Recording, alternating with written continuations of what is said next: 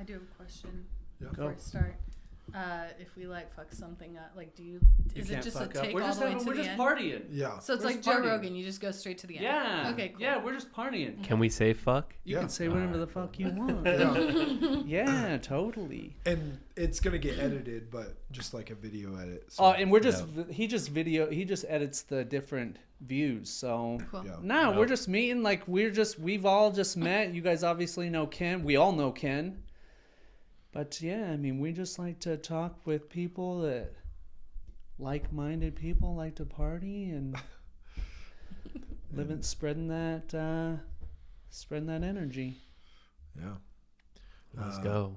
I'm honestly excited to bring you guys on because I think both you guys, like just watching your posts at least, and then I'm gonna bring this up because it happened to me. We talk about being unplugged or plugged in, right? And even in places where I thought like I was super unplugged, right? But when I went to your guys' event, I was expecting like, oh, I gotta go spend money on, some stupid skincare stuff, right? Like they're not gonna know what they're talking about. And then like I used Kiehl's before I started using that.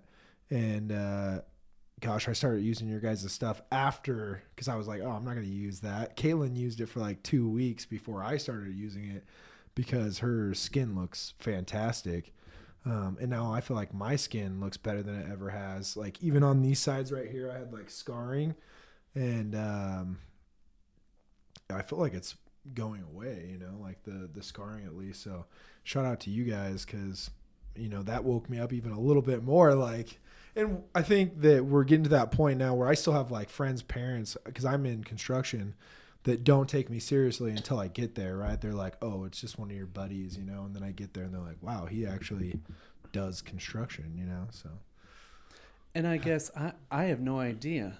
Yeah. What the fuck we're talking about? Yeah, what skincare? I mean, because I was telling Ken, I don't really wash my face. I wash my hair maybe once a week. I've been using the same body lotion since my mom was putting lotion on me. So I don't like. You guys own a skincare company? Like, yeah, I have no idea. You're like miles ahead of most people because most people are overusing products. So what he's talking about is Cosmic Body, which is a startup brand that we started 2 years ago. And basically, so I grew up in the beauty industry, and I grew up like trying everything and like really immersed in research and development, really immersed in just the whole realm of it. And I would, as I got older and more interested in kind of like what's really the best, because I can see all the smokes and mirrors. Like any industry, it's all built on kind of smoke and mirrors. It's all built on that money. It's all about that money. And I understand because we are one of the few brands that like manufacture and do everything ourselves. So I understand like how much of it is smoke and mirrors and how much money people are just blowing on like something that doesn't work. And so I grew up testing everything, going and spending hundreds of dollars at Sephora, testing all the facials, going to spas, and doing this like all over the world because my mom is also in the industry and she's like very tangible. Like we got to see what they're doing in Iran, what are they doing in Korea, what are they doing in China, what are they doing in Hungary, like. And so the more immersed that I got, I was like realizing that pretty much basics, like basic is better. Like most people overwash their hair. Most people over put stuff on their skin. And so the premise of what we do at Cosmic Body is like really simple. Our two newest products, which is what he came to the launch event for, Cyberpop Ultra was our launch event, and we dedicated this whole thing to our two new products, which are called Sensitive Human and Drops of Neptune. Sensitive Human is literally jojoba oil and vanilla that we infuse into it, so it has this really nice, luxurious smell, but it's essentially pure jojoba oil. And with just some vanilla in it. With vanilla in it, and you use it to cleanse your face. You don't use any soap on your face. It's just oil? It's just oil. So it's insane because so about 4 or 5 years ago, I got into oil cleansing. Yeah. And I basically went from using like a cream cleanser, an exfoliating cleanser, creams, serums, etc., like just everything, right? to using just oil. And you take the oil, you rub it in. So for you guys, you don't wear makeup. You just at nighttime rub it in, and then warm washcloth with water, wipe it off. You're done. For me, when I wear makeup, you take the same thing, put it in your hands, wipe it in. All the makeup melts into the oil, and then you wipe it off, and you're done. And going through that, you know, it's crazy because people are like, your skin is so nice. Like, you don't even need this. But I have pictures in my phone from 2017, and my skin looked like shit. Like, it was just all acne. Like, I don't want to say that acne looks like shit, but for me, it just did not look good. No one likes having acne. No one likes having acne. And it's because I was like immersed in just this huge pattern, and I simplified it to oil. And it makes sense because if you think about your skin, you think about it being a barrier. And when you wash it with soap, you're essentially like removing everything from that barrier. When you do it with oil, you're attracting what's on your skin, which already has oil, into the oil. You're pulling that off, and you're not removing any of the like basically bacteria and like exterior like protection that your skin needs. So my skin got way better, and we just kept making new oils, getting better and better. We do hair oils, we do yoni oils for women's health, we do mouth oils, because I stopped using toothpaste, because toothpaste really is like That's nuts. what I want, is that for like, because I have periodontal. Oh yeah. Yeah, so like oil, I've looked into oil pulling, neem oil, Yes. like stuff like that. Oh, Yep. wow. It's crazy because everything's a life lesson, right? Like, and I learned a huge one there, but the whole thing started, my sister said, because I didn't do anything to my face, right? Like I just washed it with a bar of soap and, every day, same thing with my hair. And she's like, do you want your face to look like dad's? And I was like, oh shit. Like, that's a great point, because my dad does not have great skin, right? And so that's when I started taking care of it. And then when I was telling him before you guys walked in, is my friend Mo, he's I think like 45 or 47, and Monir has like the best skin. He looks like a 25-year-old, and we were making jokes about black doesn't crack or whatever, and he's like, well, it's not that black doesn't crack. He's like, we just take care of our skin better than white people do. He's like, I've never even seen you or Luke put on lotion, and we've done tons of vacations together. I'm like, damn, he's right. So, I put 100% African ivory shea butter on now. Good. And gosh, skin feels so much better, like I'm not scratching and itchy. And I actually have eczema, and I haven't had an outbreak since I started putting that stuff on. So Awesome. yeah, it's awesome. But it's crazy how important that is, right? Oh yeah, but not only that, but let me ask you this: like, so you said like in 2017, like that's when like the change in your skin happened. So I'm like big into like, this is a matrix, this is a simulation. What was going on? Like, because I think that we wear our emotions on our face. So like acne represents inner anger towards the self. So was there any like major shift that happened in your life, or even lessons learned and emotional shifts that happened around that time? Yeah, you know what happened. Well, we had our first son, Rohan. Which is freaking the best thing ever. Yeah. And the name means the ascended soul. Oh, lovely. Yeah. Nice. Rohan really changed a lot in our lives, for sure. But with you specifically, like would you say like your level of like, I'm just like looking at this thing behind you, like unconditional love, like love for yourself, acceptance for yourself, like would you say that even went up? Yeah, I mean, I think before I was really caught up in this idea of like,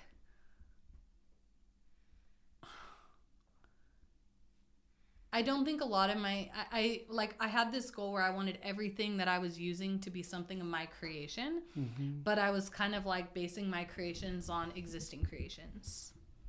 And this is like, for me, Cosmic Body was kind of a jump off point where like even a lot of the oil cleansers that are on the market, and a lot of the like natural acne products on the market, like our new drops of Neptune, like they're not actually, like they still have soaps in them, they still have something in them. And Cosmic Body was essentially this jump off point for me, and at that time where I was like gonna do something completely different, because we use like pure oils, like we don't put any sort of filler in them. And so it's like really different, like to go from basically scrubbing your face all the time with like a cleanser and a cream to like going to just using oil and then like wiping the oil off, and that's it. Yeah. And so I think there's like a certain comfort, like ingenuity in your creation where you're like, okay, cool, this is like not something I for me, it's like also the way that we present it is like very, you know, it's for like people like us, people who grew up with like in the digital world with like bright color and like a lot of just, it's very different than like a standard like natural brand and how they're traditionally presented. And so there is this, like, as we develop Cosmic Body, this kind of jump off point where we were like, we don't even know if people are going to like this. I don't even know what's going to happen, but we're just going to go for it. And we really, I think like since then, Donish and I both, although he's always been this way, but definitely we both have accelerated it to where like we're really immersed in like original creation and like something that is just like unique to us. And like we don't, if it succeeds, that's awesome.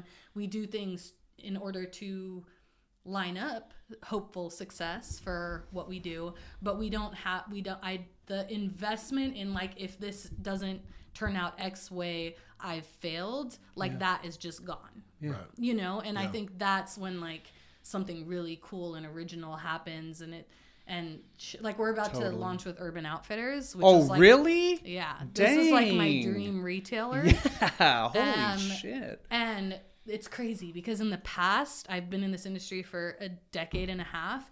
And in the past, it's like, you got to find the buyer. Yeah. You got to jump through every hoop. They have like literally like might as well be like digital bodyguards. Like you can't, and they just found us.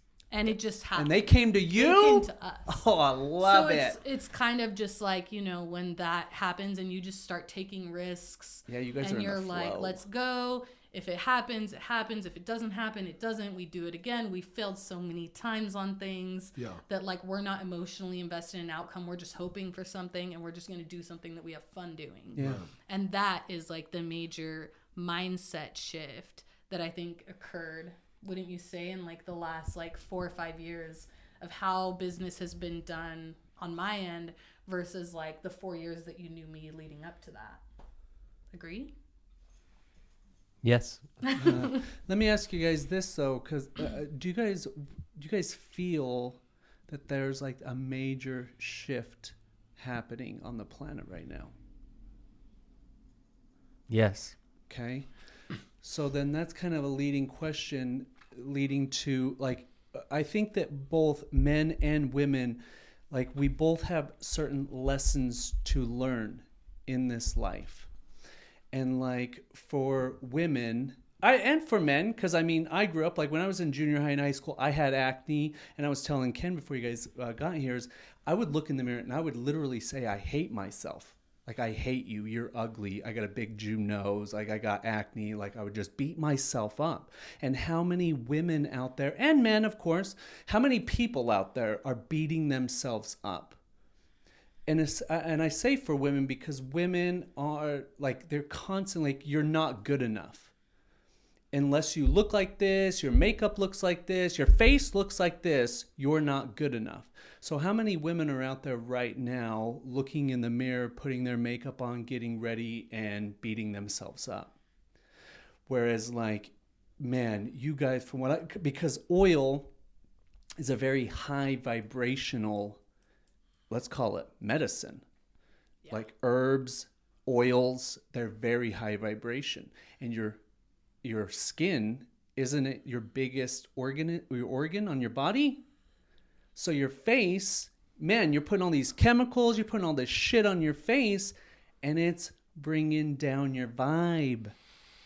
Well, I think it's also the story you tell yourself, you know, talking about that looking in the mirror thing. And I know we'll get to, you know, I think females get this a lot, but it's also something that I think integrates into into men. And there's a couple things you're doing there. Not only are you putting these chemicals on, you're taking the salicylic acid with little pieces of apricot on it, and you're putting it on. While you're putting it on, you're not saying, you're nourishing your skin.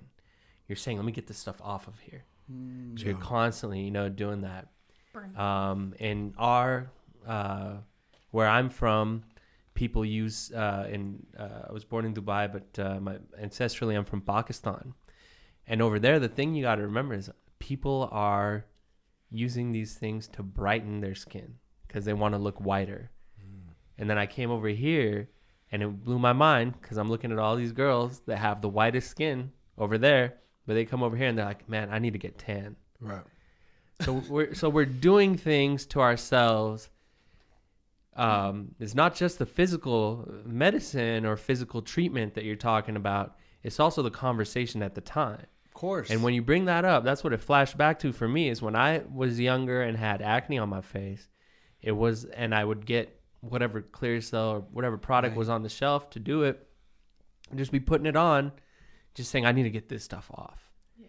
I need to get this stuff. Like my skin, the way, this body that I was bestowed with, for some reason, my natural, what I have in front of me isn't working.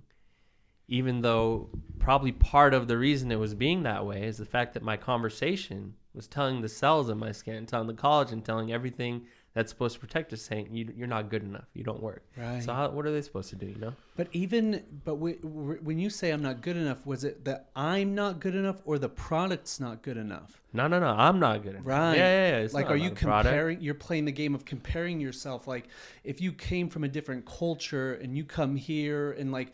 All of us, like I think especially like in those adolescent teenage years, like we're playing the comparison game. Like I'm not good enough because I don't look like this, or I'm not like this. So it's like, that's why I'm saying like the acne is the physical manifestation of the underlying emotional state or the program that's running inside, So for me, it's like when the skin clears, like that tells me that there was a shift inside, because the physical is the manifestation of the non-physical.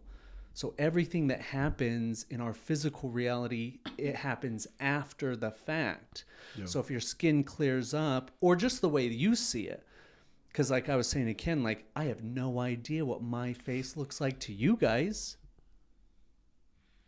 Totally. But when I look in the mirror, like when I was in my teenage years, I would just, oh my gosh, just beat myself up. So as I've grown and learned self-acceptance, self-esteem, like self-love, like now I was saying to Ken, when I look in the mirror to get ready, I'm just hurry. I don't even really care. Like I don't care. I don't really care what I look like to myself. And I'm my focus on, I want my energy to project to other people where like they feel loved, they feel understood, they feel that. So I've got to assume when you look at my face, you're like, oh, this is a good looking motherfucker, Because that's what I'm projecting out, rather than so many people are stuck in that. What do I look like to the outside world? Like, I don't know what I look like. I have no idea. One thing I just thought about, too, is like, have you ever heard somebody say, like, oh, gosh, it's so weird, but they look like their brother and sister and they're married or whatever, right? And, like, I've always, in my head, I was like, always like, why does that matter? Who cares? Like, they're obviously not brother and sister, so why would you, like, say that? But the point I'm trying to make is, whenever somebody's like, oh, I'm not pretty or I'm not whatever, in my head now I think, well, you are pretty, you are attractive, but you're just not your type, right? Like my type looks nothing like me. You know what I mean? So like I would never date myself, right? Because I'm glad that other people do, but I'm just saying like that's a huge thing, right? Like you're not ugly, you're just not your type. Right. And then you fly back to I remember, I had those negative conversations with myself probably more than I had the positive. Like, hey, you're beautiful, You're good, all this shit. But I also vividly remember I would see cute girls with some dudes and I'll be like, hold on a second. This motherfucker got the acne. This motherfucker got all this shit that we're told isn't beautiful. Yes. But somehow He's out here slaying. He's got that silver tongue. Dude. Exactly, bro. But that's what it is, man. Is at the end of the day, these conversations, like the internal ones, as long as we tune them in to what our true essence is, the reality that resides within, and every single individual has this. It's not like I am bestowed with it, you're bestowed with it, you aren't. No, it's not, bro. Every single one of us has this voice inside us. We just do a lot to block that shit in. So you just got to go. You know, as a child, when they emerge, they have this in them. They don't have some shit. They don't have these limitations. Right. They don't give a fuck what people think about them, what their behavior is in that moment, whether or not they're being too loud, whether or not some motherfucker fucks with their t-shirt and shit. They don't care. Right. Bro. They just pull up and be. And then we take that shit, and as parents, a lot of times we're suppressing that. We're saying, hey, don't be too loud here. Don't do yoga here. Don't do this. Don't do that. Don't do that. So then when we get to a point, you know, for some people in their adolescence, adult life, some people might be fortunate for earlier, you're just taking those barriers that you incorporated into yourself and just weaving them loose one by one by one. My next thought is, because we're talking about types, do you think, like, I'm Scandinavian, so Vikings in the past, right, didn't really have a type. It was just everything, like, as far as, like, women goes, they dated all of them, right? And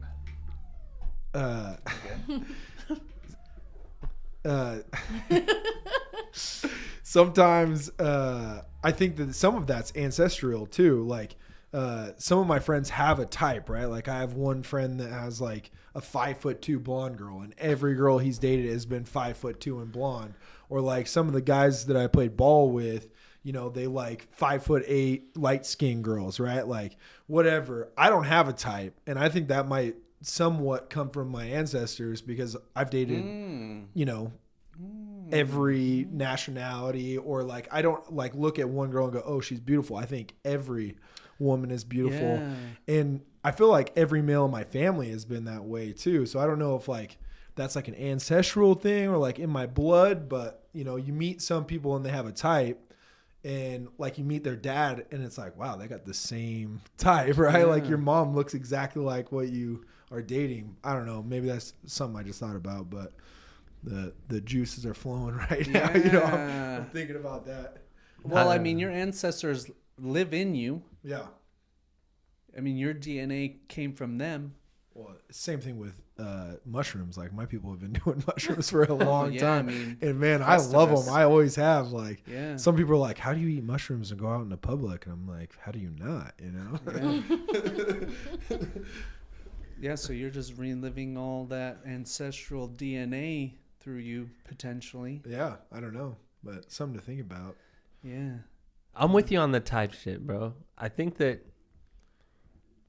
some people claim that they have a type based on experiences, but man, maybe they just don't know how to recognize the beauty in something. Yeah. You know what I'm saying? Like, some people saying that they don't fuck with white girls or black girls or one of those things. It's like, you just haven't sat down and really allowed your barriers to be free when you're interacting with one of these people. Because once again, this is a consistent theme here.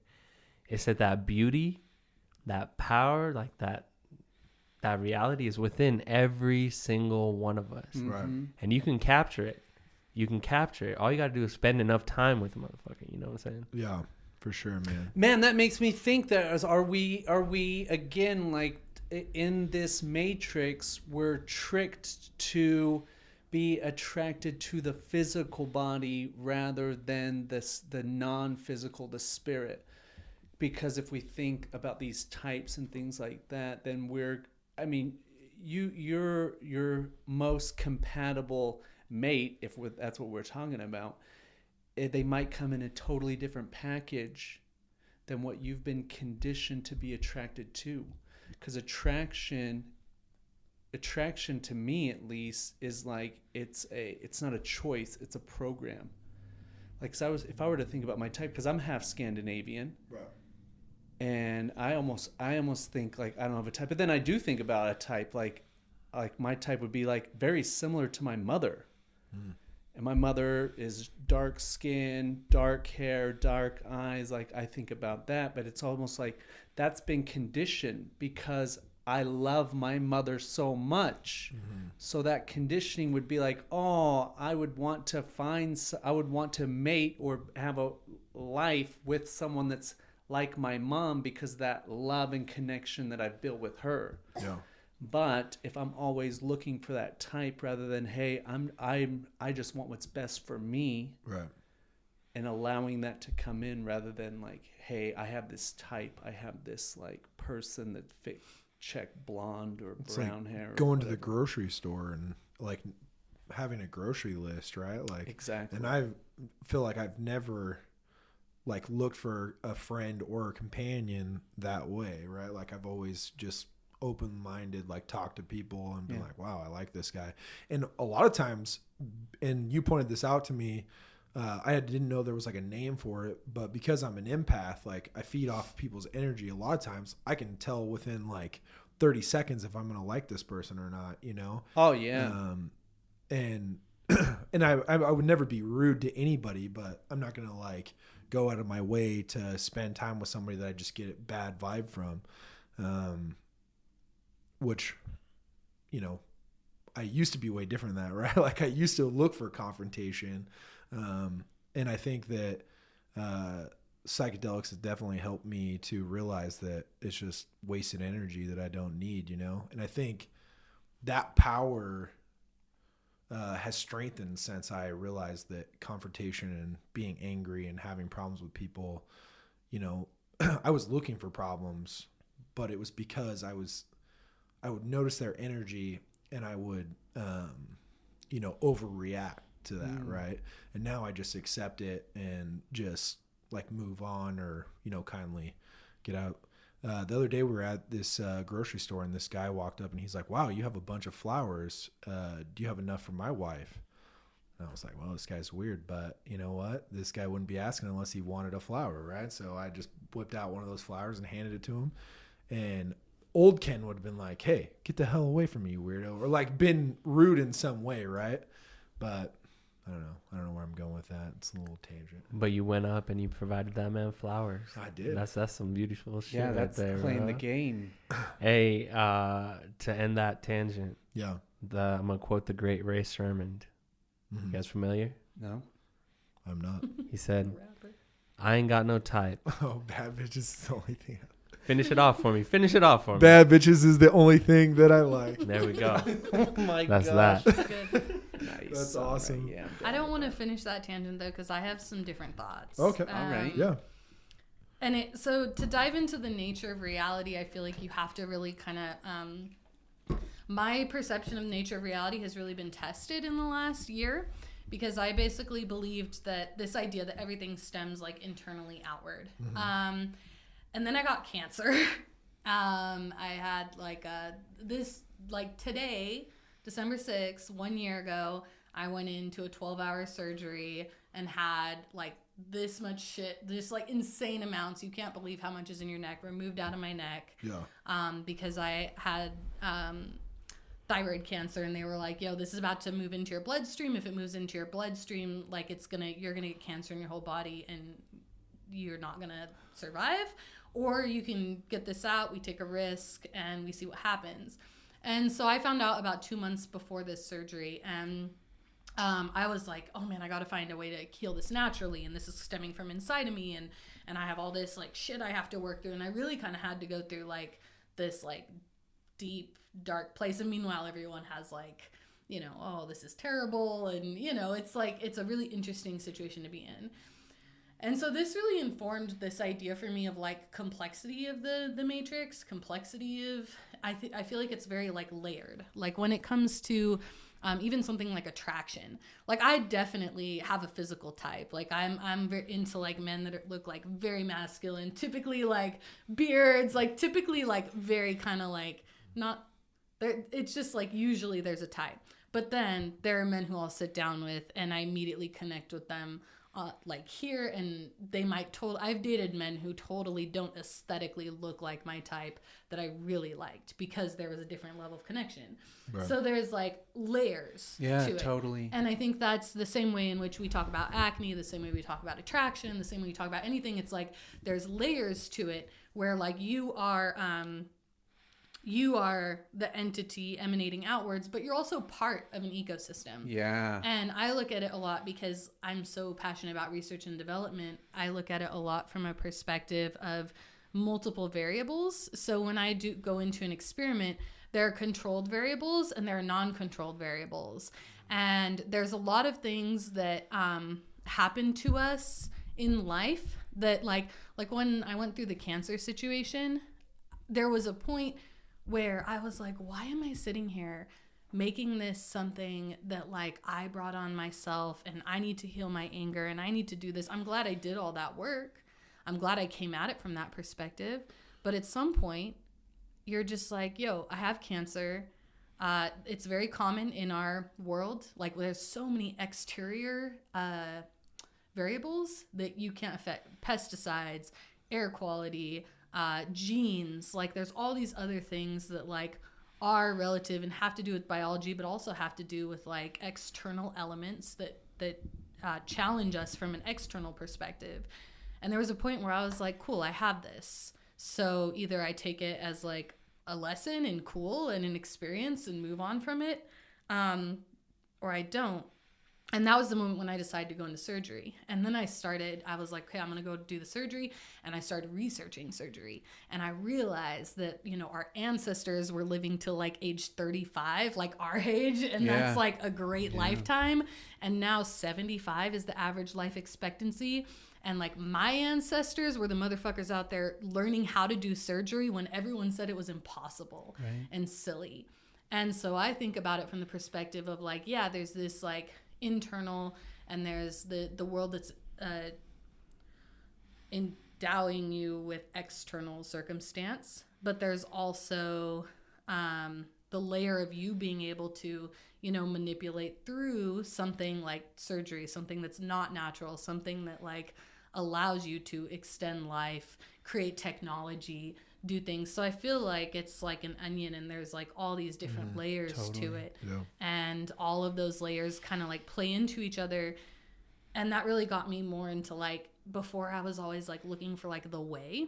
And now I'm like, whoa, the way is like the onion. The way is like all the different ways layered on top of each other.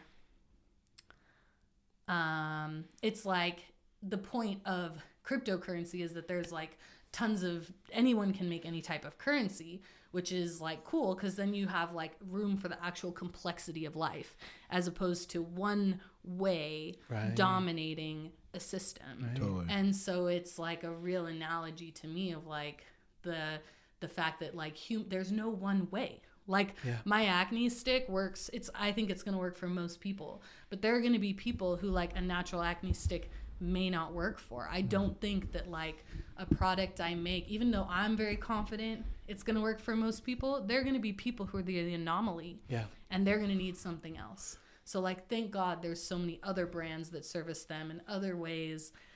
I also feel like that helps in business and in life when you can develop that mindset, because then it's like, yeah, I'm not for everyone. Not everyone's for me. I don't like everyone. Yeah. So like, why would I expect everyone to like me? And even if they don't like me, that doesn't really have anything to do with like me or my internal. That has to do with them and their internal. And like, it's all good. Like he and I like very different types of music, and I like the music he likes because he likes it. And I'm sure he listens to the kind of music that I like because I like it. But like, all that has to do is really like the expression of our own internals. Right. Damn. Totally, like nothing having to do with like, oh, this energy is good, this energy is bad. This is like, it's just like diversity of being in the like matrix of this like onion that's all different. Yeah. Different skills. Brings me to my next thought. Have you ever met somebody that's never had like a real bad day? Like when you're driving and somebody's like in traffic and they're just like flipping you off and freaking out, and you're like, because honestly, I used to be that guy until I had like a really bad year, and now somebody cuts me off, I'm just like, meh, it's not that big of a deal, you know. Like you have such a bad thing happen to you, right, that like after that nothing phases you, you know. You just like walk through it like, damn, this is really not that bad to get cut off, right? Like, and I've also cut people off, so, you know, unintentionally, but you know, it happens. So it's like people are just people, and I feel like that's a beautiful thing that you went through. Because in 2016, I originally was like, how could this happen to me? Blah, blah, blah. Now I look at it as a blessing. I'm like, damn, thank God 2016 happened to me, right? Like, so blessed that it did, because I learned so much from that situation. And it's honestly made my life a lot better, you know? Yeah, I mean, those life-changing events are just, they can be such blessings. I think that's why so many of them they're happening for so many people right now, because the challenge is the stimulation for us to grow or not to grow. So like, man, when you tell me that story, like, oh my gosh, but first, like with the acne and the acne stick and going back to that again, is when you put that medicine on your face, like I'm into some weird ass shit. Okay. And for me, like, I see we're playing a video game. Life is a video game, and the point of it is just to get better at playing the game. And so everything that happens to us is just trying to say, like, wake us up to get better at the game. So any dis-ease is trying to wake us up. So like cancer, like you said, one word that really piqued my antenna was anger. So like, I have my grandma. I'm so close to my grandma. I love her so dang much. And she's had cancer twice, breast cancer, and she just had lung cancer earlier this year. Breasts represent feminine energy, the feminine. So when she got that, there's this great book. It's a book I've given away more than any other book, called You Can Heal Your Life. And it's based on, again, energy and emotional energy. And in the back, in the index, she lists every dis-ease and its emotional program. So if you're running an emotional program like anger, resentment, shame, guilt, it manifests as dis-ease, because our natural state of being is that of peace and love and appreciation. So a dis-ease is just, it's your body, it's your higher self letting you know. It's like, hey, I just want to let you know, like, you've been holding on to this anger for a long fucking time. Okay, let's let it go and be at our natural state. If you don't want to, that's totally cool. But man, it'd be way better if you did. But then if we don't heed the lesson, if we don't heed the messenger that's coming, because the messenger or the lesson or the blessing is that experience, because only through having the experience can we learn the lesson that's contained in the experience. So we had the lesson, we had the experience, whether it be something so traumatic as, let's say, rape or murder or the death of a child, like these deeply traumatic experiences that we might not learn the lesson for all. We might go through our whole entire life never having learned the lesson. But when these messengers come in the form of dis-ease, the body's yelling at us to say, oh my God, it's either learn this lesson or die from it. So when you got that diagnosis, just like with my grandma, when she first got breast cancer, I went over, gave her the book, sat down with her and says, do you have any deep-seated resentments or traumas regarding your being a woman? And she started crying, and just I could tell, like, so much bottled up inside that was not ever properly expressed and released, because we hold on to those emotions in our body for, oh my God, our whole life sometimes. And then just earlier this year with the lungs represent grief. So how much grief are we holding on to that we don't properly process? Because we live in a culture where it's like, You gotta hustle, gotta grind, this person died or this thing happened, but breakup, business crumbled. Just gotta keep hustling, can't take time to process that. Just gotta keep on moving forward, rather than we are here to learn those lessons. So be in that grief, be in that emotion and process it and learn the lessons and let go. And same thing I said to her is, do you have any grief? Because, just, maybe a month earlier, her sister, she's had 2 sisters murdered. One by her own son. The other was severely mentally handicapped and was murdered by the orderly at the mental health place. So just deep, deep trauma that she's gone through. And when I asked, do you have any grief that you've been holding on to? Oh, she started crying. And I could just feel the grief. I could just feel right now. Is that, and those are the lessons that when they pop up, it's the body, it's the physical manifestation just saying, hey, guess what, guys? We did not come here to make money and buy shit and fucking party and fucking do this stuff. We came here to learn lessons so we could evolve as spiritual beings on this infinite, eternal game that we're playing. And so we manifest these experiences and they happen and we either learn the lesson or we don't. But to the whole thing, it all comes around like, oh my gosh, I see when you guys sit here, you guys have this business. And for me, I see that like to me, it's deeper than just like this product that you use to clean your face, It's a medicine. But then even hearing your story, like there's just it's so deep, there's just so much going on. Oh my gosh, there's my tangent for the day. You just don't know what all the variables are and how they affect people's lives differently. Right. Because I remember when we were there, we drove past the children's hospital, and I was thinking about that's, I think, like the moment of the moment that my whole perspective got challenged, because I believe that was kind of the only way, was that everything was emanating from me on the inner out is why I was sick. And then that's when I realized like the deep level of complexity within the game that you play, because like there are children that are born with cancer. Mm-hmm. And how do you, if you have a child and that child is born and they die at age 2 or 3 from complexity of something like that, we can say a lot of things about, well, that child might have wanted that, or we, whatever, we brought these things into manifestation. But also I think there's elements of like, there is stuff that we understand and stuff that we don't understand. And if you really believe in like unity, you believe that like manifestation and chaos are one, and that it's all like intentional and helpful.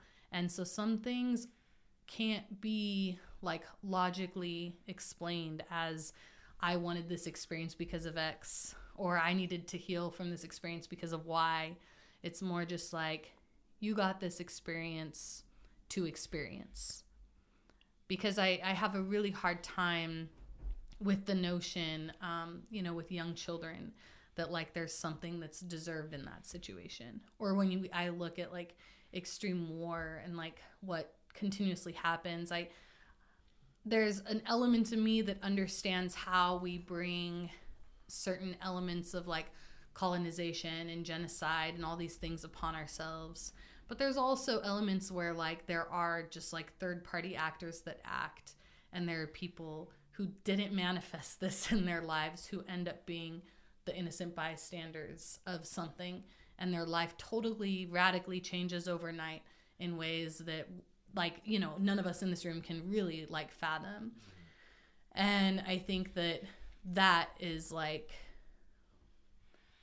where to me that complexity comes in, is like there's the game that's being played on an individual level, but there's also the game, if you think about video games, because I play a lot with my son, like you there is like your decision making, but there's also like factors that aren't based on your decision making. So like we play Breath of the Wild a lot.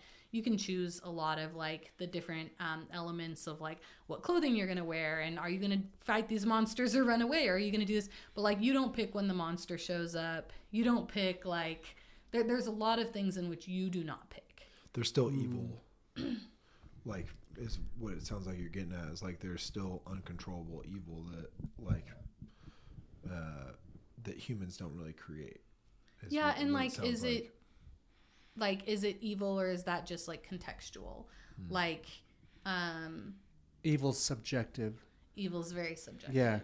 Yeah, so but even like that game, even whether it be the game of life or the video game that you're talking about, like the creators of the game, like its perfection is almost beyond our understanding, because if every piece of that code wasn't properly put in the game, even the randomness, because the randomness is part of the perfection.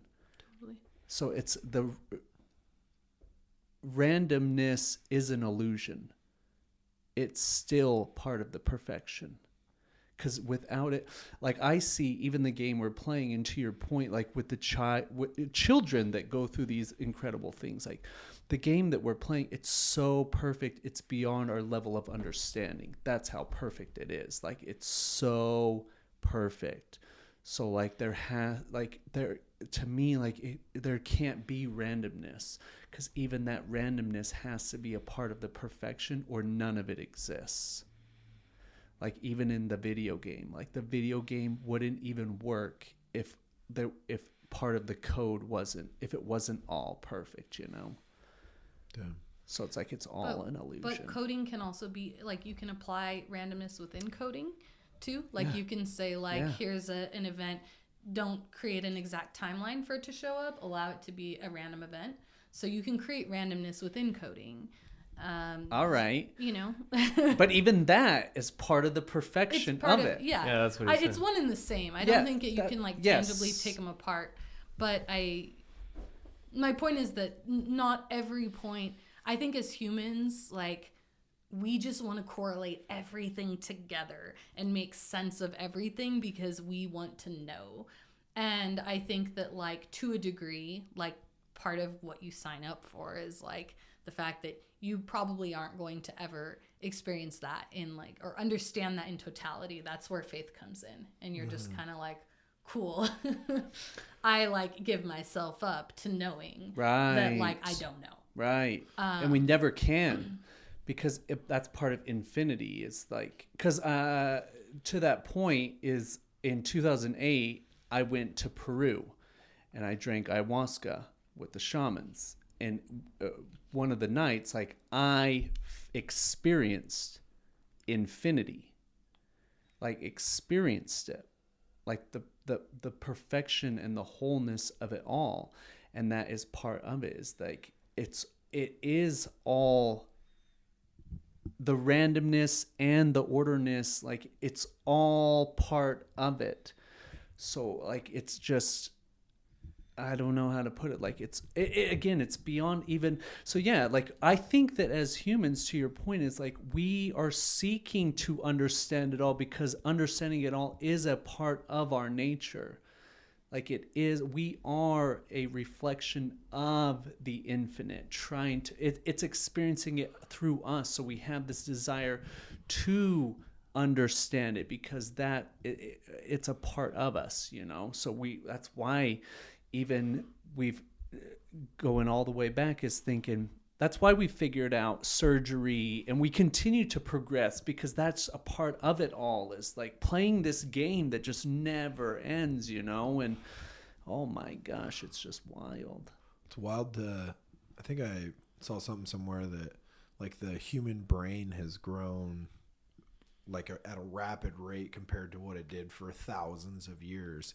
And I think a lot of that has to do with, I think everyone's just doing psychedelics, you know? I think that has something to do with it for sure. And then maybe just, you know, regular competition, right? Like everyone wants to do better than somebody else, and that might, you know, increase that a little bit too.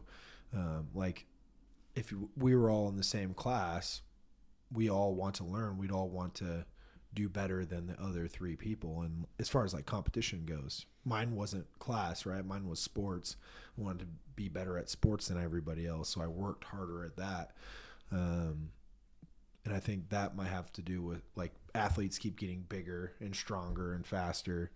And, you know, same thing with smart people, their brains keep getting bigger, faster, and stronger. You know? Yeah. I mean, it just seems like that's a construct of the game is evolution. Yeah. You know, every thought leads us to the learning of the next thought. You know, I mean, none of us here are using a freaking iPhone 1, right? Yeah. So even that, like we see that everything on our reality is in a constant state of progression. So we can just break down the game itself and say, hey, here's the principles or the construct of the game that we're playing. Like everything's in a constant state of evolution. So trying to be in that constant state of evolution of ourselves, in again going to being in that state.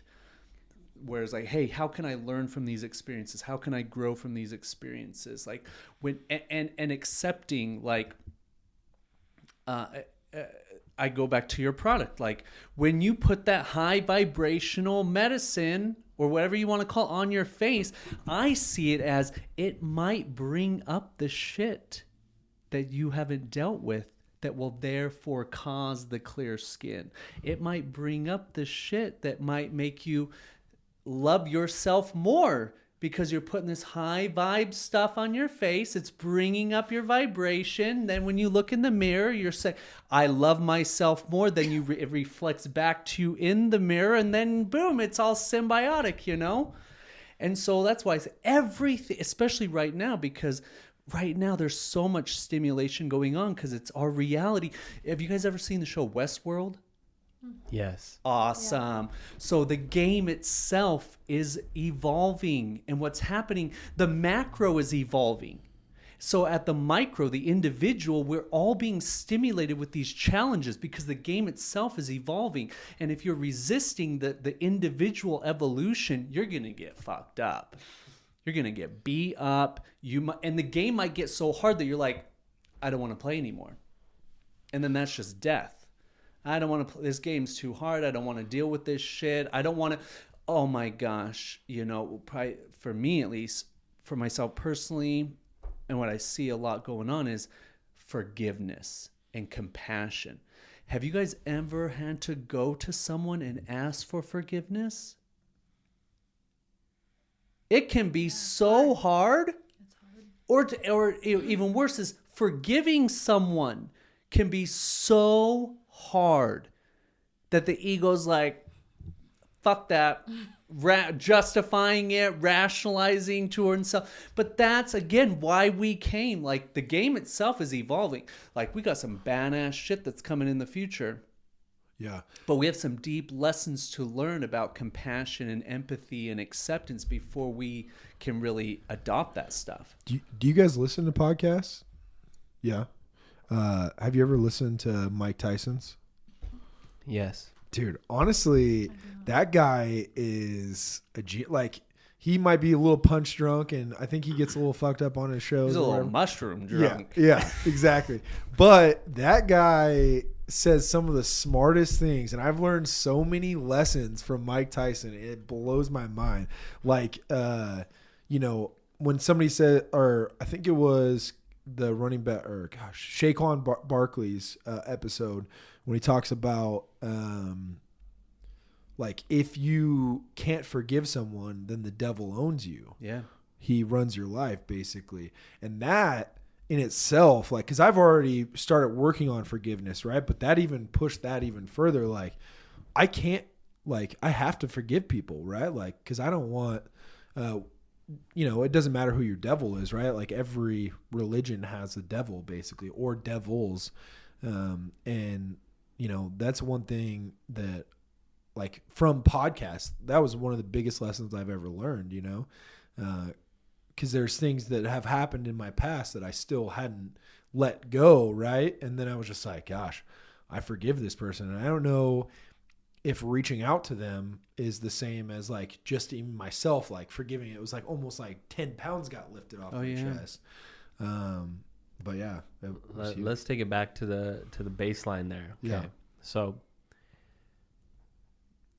in terms of the reflection, the shit that we're looking at in the mirror, that's our direct reflection, right? When we walk out away from the mirror, everything that we see is still a reflection.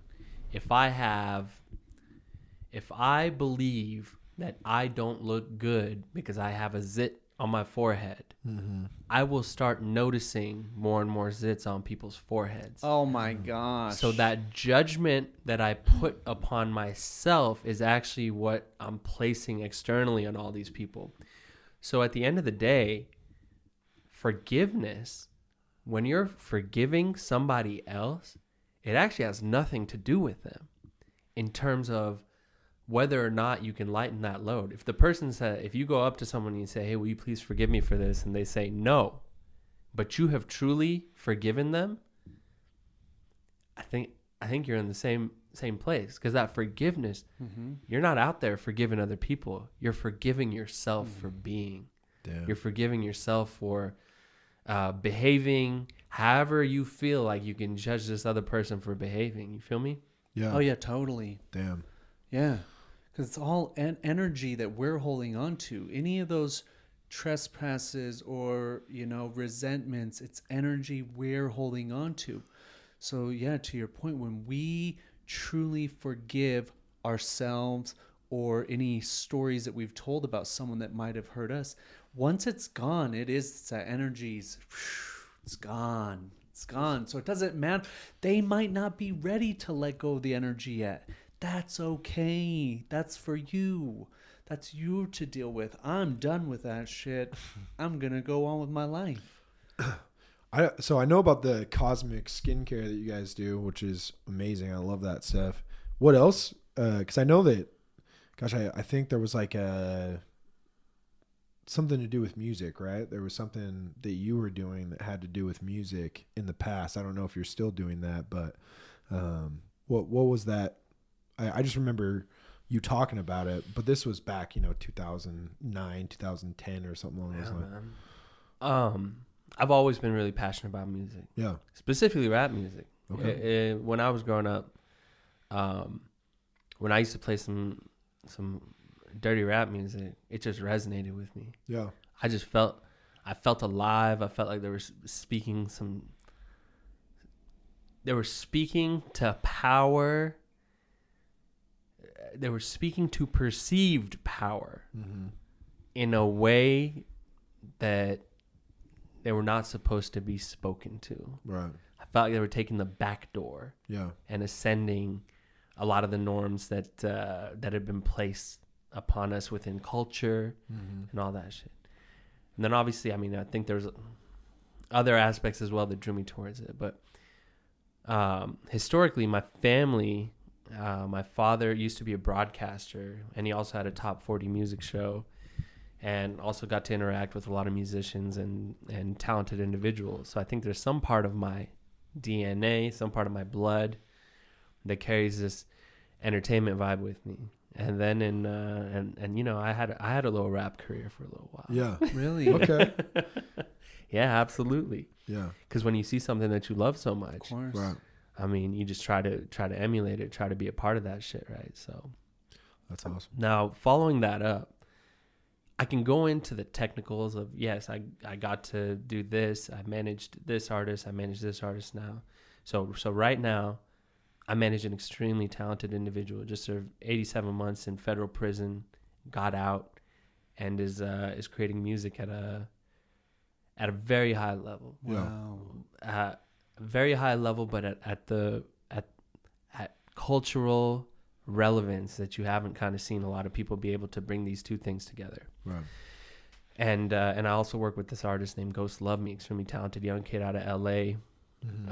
He just he's one of those kids that will continue to pursue his art because it is an outlet for his pain and everything he experiences.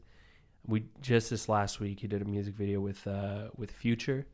He's about to do a feature with Trippie Redd. Damn. I don't know if y'all are familiar with Zaytoven. Mhm. He's a producer for this rapper named Gucci Mane Yeah. and a lot of others out there in Atlanta. Dude, I met Gucci when I was in Buckhead. We were at a strip club. Shit. I used to sell door to door. You met WAP? Buckhead Yeah. has strip clubs? Yeah. What? That's like the rich part of Atlanta. Yeah, so we were out there, and I don't know if I was exactly in Buckhead, but I was staying in Buckhead. Like, I don't know the town that well, right? But I was staying in Buckhead, went to a strip club, and like Gucci was like chilling in the VIP section, and I saw him, and so I just went up and was like, "Hey, man, I don't want to make like a huge scene or anything, but I really enjoy your music." And he was like, "All right, bet," you know. And then like 20 minutes later, dude, this cocktail waitress walks up and she's like, "Mr. Gucci Man bought you this bottle of champagne." And I was like, "Oh, thanks so much." So it was like the coolest thing. And it was like the greatest gesture, you know. And Beautiful. yeah, like I didn't make a big scene or anything like that or like freak out. I was just like, "Hey, man, I really, really like ride with your music." And dude, he was so like, that was the end of the conversation, but he bought us a bottle of champagne, and it was, you know, That's fucking legendary. yeah, it was pretty tight, dude. Gucci Mane, for those who don't know, you know, a lot of people externally can look at Gucci Mane and be like, oh, that's an ignorant rapper. But what a lot of people don't know is that any music that you listen to today that came out of Atlanta, a lot of those people are handpicked by Gucci. He is the ultimate influencer and one of the reasons that the Atlanta rap scene is the way that it is. CEO, man. Yeah. Yeah, 1017. He's the man, dude. I rap with that guy till, like, if anybody, the only time you'd see me get upset is if somebody tried to dog on Gucci Mane. I mean, look at the life turnaround he had. Like, he did some time and came out, and it doesn't even look like the same person. So again, just like chatting up about like that cleanse that he had to go through and those life lessons he had to go through.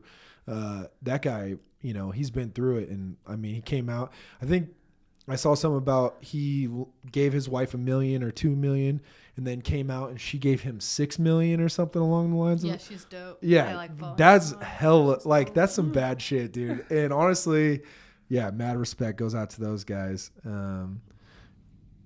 To hit your part about angry rap or like it, you know, I listened to a lot of hip hop growing up, and I was like an angry teen. You know, my parents got divorced, and you know, I was a bigger kid growing up. Like, I was the smelly kid, you know, at one point, because I was hitting puberty in 4th grade, and nobody was like, "Hey, you should wear deodorant." You know what I mean? Like, and I was growing facial hair and armpit hair, so like I advanced at a young age in size and everything, which to other kids was weird, right? Like, why is this weird kid in my class that has armpit hair and like facial hair? Who's this Yeah. dad? This narc? You a narc? So, but yeah, so I grew up pretty angry because of that. But Gravediggers was another, dude, Diary of a Madman, like all that stuff. I used to listen to that a lot because, even though it's pretty deep, right, and dark, but like I don't know. It just like it helped me get through those issues. You know what I mean? At the end of the day, bro, my ascent into this space, into the opportunities for the shit that I get to do. There's a lot of times people ask me, "What the fuck is it that you do?" And I have a hard time finding a name for it. I'm like, "What is it?" I work in production. Yeah. I work in management. Yeah. I work in fucking software. I work in hospitality, but it's none of those. None of those, bro. At the end of the day, I work in alchemy.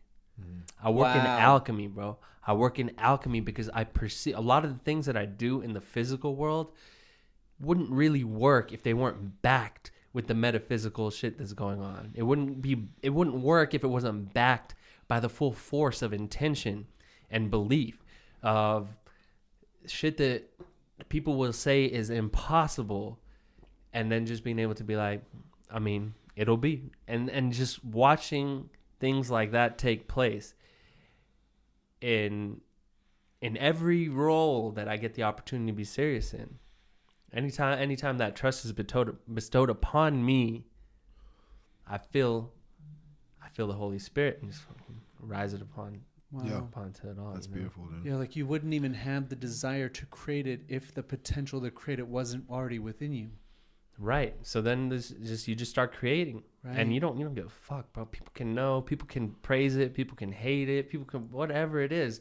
And at the end of the day, it's being done. And one of the biggest things that has changed in my mind is now, there was a time in my life when through maybe the programming of report cards, where I went to school in Dubai, they used to have ranks.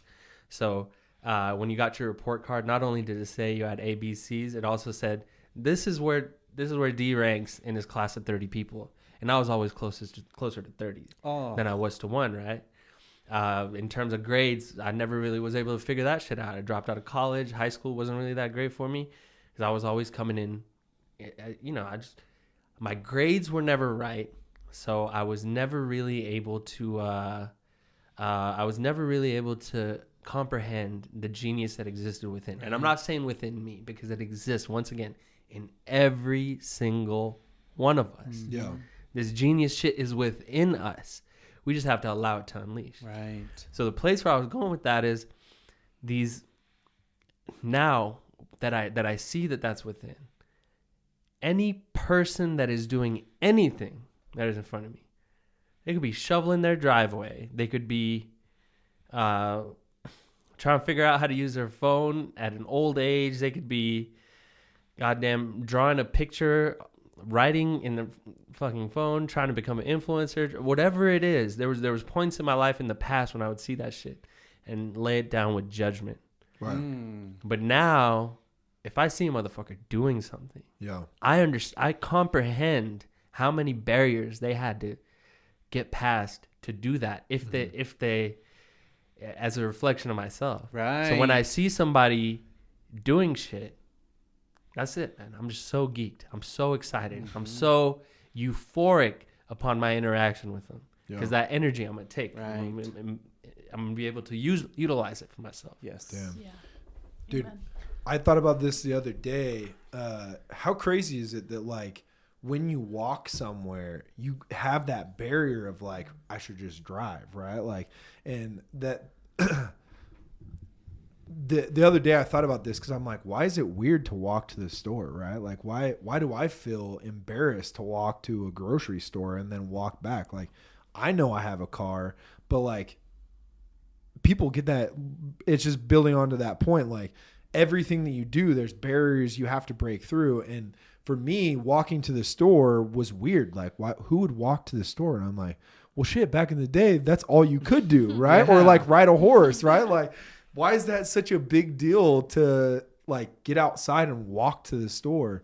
God, you just basically made me think more about that. Everything you do, there's barriers and stuff you got to jump through to get up off the couch and go shovel your driveway.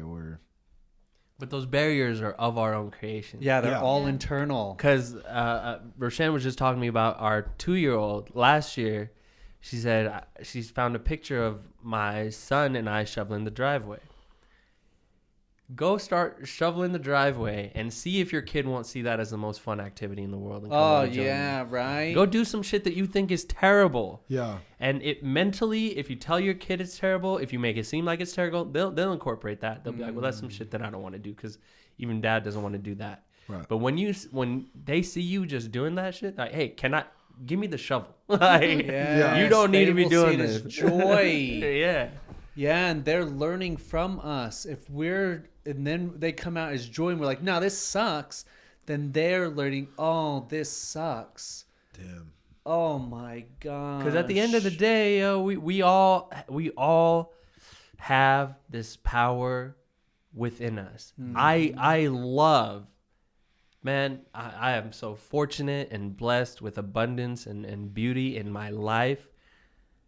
And that, to the point that I love when somebody perceives me as just a broke ass motherfucker walking to the grocery store. Yeah. I love when people underestimate what is within. Yeah. I don't mind it. Yeah. And it's not like I need to show them or anything. I just feel so at peace there. Yeah. There's nothing to prove. That's the peace that you ought to be in. The way that, the way that people treat people they think they can't get anything out of. That's how you want to see them. Yeah. Yeah. That's how you want to be present with them. Yeah. Then you'll see the real them, and then real quick, Oh yeah. You'll recognize what it is that you do. Yeah, that's so true. Yeah, man. I mean, everything is a life lesson, and I've got like a couple things that I've learned where I was like, wow, that was inspiring, or wow, I'll never forget this moment. And one of those, I was at a movie theater. Well, I was in Overland Park, Kansas, and I used to sell door to door. And one of the only things I could do for fun was go to a movie. Like I was always looking to do something because I was in a hotel, an extended stay. And there was this old man that worked at the movie theater, and that guy worked harder than anybody I've ever met in my entire life. And I'm just like, hey man, why aren't you retired? Like, why aren't you chilling? And he's like, man, my brother retired, he died. My dad retired, he died. And he's like, as soon as you retire, your mind retires and you pass away.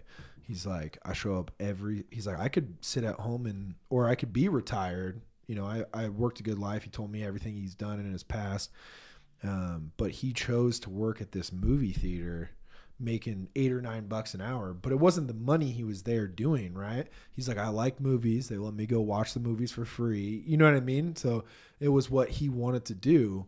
But I mean, if they had a wall up of employee of the month, this guy would get it every single time, right? Like, I mean, even to the point where he was like opening doors for people, walking around just nice all the time. I'm like, damn, dude, this guy shows up every single day like it's game day, right? Yeah. And that's how we should with our lives every day, is like act like it's not Monday through Thursday. Like you guys said, it's Friday. It's game day, right? Like when you wake up, that's the best day. Everything you do that day should be 110%, and you should be happy about it. That's how I felt about game day growing up, right? Like every day as soon as Friday hit when I was in high school, I was like, damn, I look bigger, I look stronger, right? Like I feel great. Like it's game day. And that's how this guy was every day of the week. And since I met that old guy, that's how I want to live every day of my life, is every single day is game day. I don't know. Beautiful thing, man. That's a beautiful story fucking too. Beautiful. Yeah. Let me ask you this: who were your inspirations musically? I mean, at the end of the day, Top three. My biggest inspiration of all time is my father. In terms of what he did, in terms of talent, in terms of how he walked into a room, the way he could conversate and make people feel comfortable. And even in terms of musically, he kind of lays it out there because he was always listening to music, always active, always knew what was going on. I mean, in terms of listening to music, man, it's always changing. It's ever work. I love this shit, bro. I mean, like rap wise, 90s. Because I the reason why I ask is like me, like it was Notorious B.I.G. Oh, B.I.G. Like dude, I just bought a 90 Mercedes that I'm gonna like slam and like, dude, because I just love the same thing. Like, so that's what when you were saying as in music and you were just really inspired by hip hop and rap. I mean, Big Papa, Pac, all the regulars, EPMD, fucking with EPMD, R.I.P. Black Rob for his one track. Well, I used to love Shine. He had that Bad Boy shit with Barrington Levy. Obviously Outkast. Oh yeah. I mean, you just keep going because the genre. Project Pat. Dude, 3 Project 6 Pat Mafia. is sick, dude. Project Pat, Back straight in high legend, school, bro. 2007. When I rapped, I used to channel Project Pat. Like, that to me. I got it with him, bro. Yeah, Gorilla He's Pimp. a straight legend. Yes, exactly. But Chicken Head, we got that shit. Head, yeah. Crunchy Dude, Black, all the motherfuckers. Dude, and honestly, people will underestimate Project Pat, dude. Everyone. He Goddamn. Dude, everybody does. This is the voice of my life. My wife has heard this plenty of times. I've never even Project So it's Pat's like one of the people most did not underestimated put rappers. enough on Project Pat's name. Yeah. All right. Well, I was like 3-4 years ago, I followed Project Pat on Instagram, and he was doing verses for $300. I was like, bro, people don't get Project Pat. But that said, he just got on he's one of the few features on this Drake project. Yeah. Oh, Dude, really? Yeah. People Dude. start recognizing Project Pat. Project Pat was the man, dude. He said, if you want to talk about one-liners, one of the greatest songs that's been reused so much, but it originated with the man Project Pat. He had this hook, and it goes, "Don't save her." she don't want to be saved. Yeah. Don't save her. She don't want to be saved. It's a life mantra. Everybody gotta understand that Use shit that right shit now. all the time now. Like Really? Like someone will say something, a friend will complain about something, or something will happen with his work or my work, and we just look at each other and it's like, don't save him. He doesn't want to be saved. Don't Oh save her. my She doesn't want gosh, to be, yes. you know, just don't save them. Let them be where they're at. It's okay. Damn, dude. That's I a honestly mantra. don't know if I've Mantra. ever met Even anybody else that others. loves Yes, Project and Pat. you guys- But me Even neither. better. Well, this is respect right I'll be here. like, Dude, what do you that's think so about dope. XYZ? Because like I Like, bring up oh. Project Pat and they're like, my who? God. And so I start playing hits. Like if we're on a road trip or something, I start throwing some, and they're like, dude, can you turn this? I'm like, turn it. This is Project Pat. Let me turn it up Stop. real quick. Yeah, let me turn it up. That's part of Get it. the fuck out. God damn it. Damn, that's tight. I hope Project Pat sees this. You gotta know. Dude, Project Pat's the man, dude. Yeah, he is, man.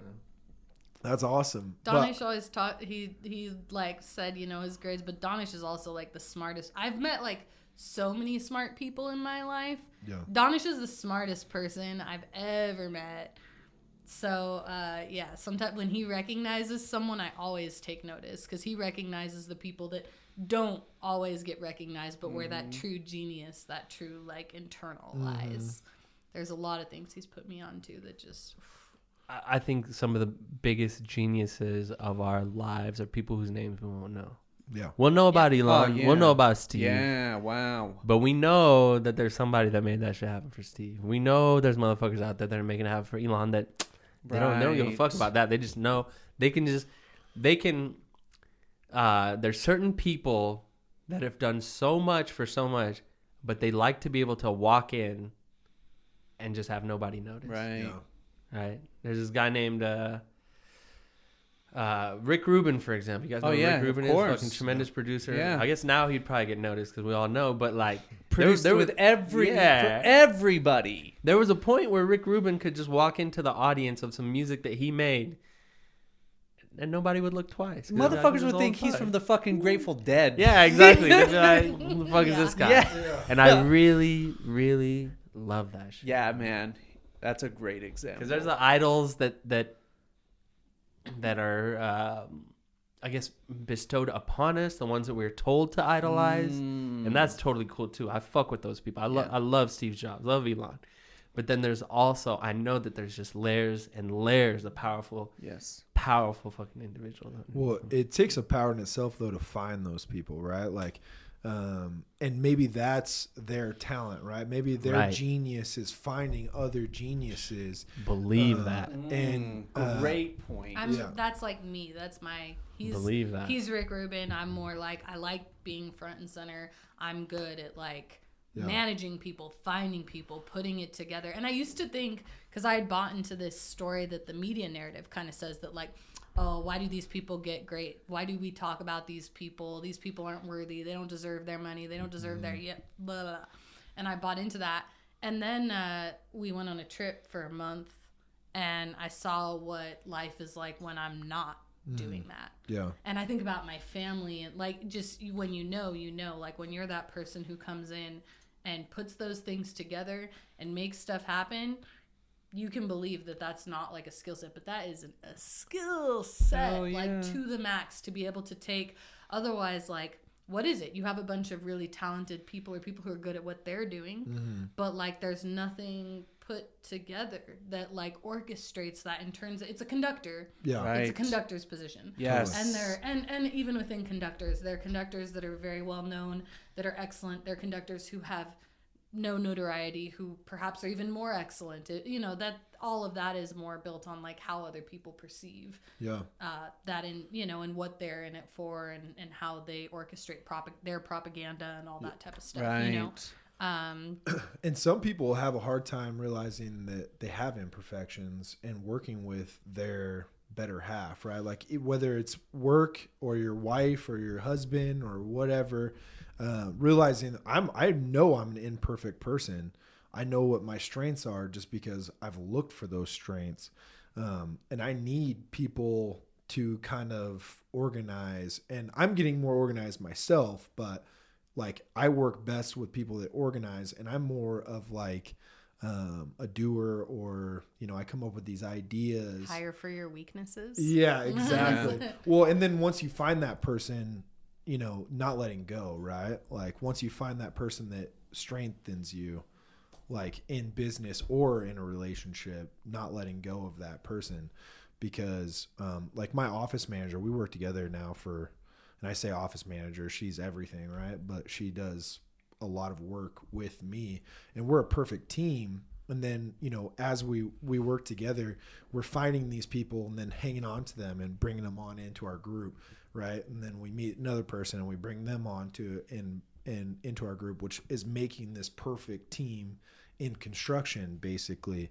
But recognizing that you're not perfect, and that in itself is a strength, you know, like finding out that like, hey, this is where my weakness is at. We need to go find this person. And then once you find the right person, bringing them on. And that could be another CEO's deal, you know, or another owner of a company. Like he's like, hey, I'm not the smartest guy in the world. Oh, yeah. But I have this strength. You are the smartest person I know. Let's get together and build this, you know, whatever it is. So, yeah, it's beautiful. I mean, when I had a sales company, I would always use the analogy of teams win championships, not the individual players. Right. It takes all the individual players to make the team. But Michael Jordan, you know, he didn't win the championships by himself. You know, he had a great supporting team. Yeah. And that's what makes it come together. So, I mean, Absolutely. that's a great point. Yeah. That we all have strengths and weaknesses, and it's understanding those, accepting them, and then Building off of that. Right. Yeah. Damn. Yeah. Well, nice, guys. Yeah, I love spending time with you guys. Yeah, so good. Thanks so much. Good session. Thank you guys so much for having us on. Yeah, thank you guys. Thanks. It's beautiful. One team, one dream. Sweet. Damn.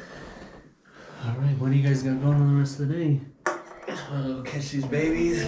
Oh, Worked out. yeah, family that's life. Oh, dedication just started today, so I can do whatever I want. Yeah, I've got 6-year-old, you said? Yeah.